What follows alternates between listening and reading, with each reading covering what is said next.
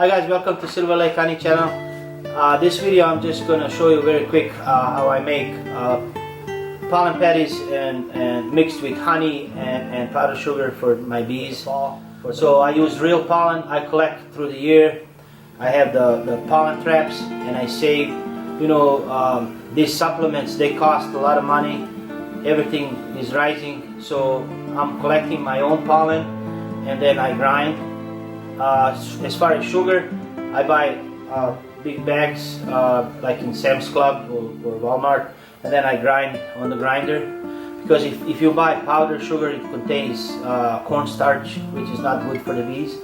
And also I save honey that, you know, been on the hives when the hives were treated, so I don't use it for anything else but feeding back to bees. So I use that grinded sugar, and then I take 20% of pollen and then I grind it to the powder, and 20% of the honey, and I mix it into a patty and feed to the bees.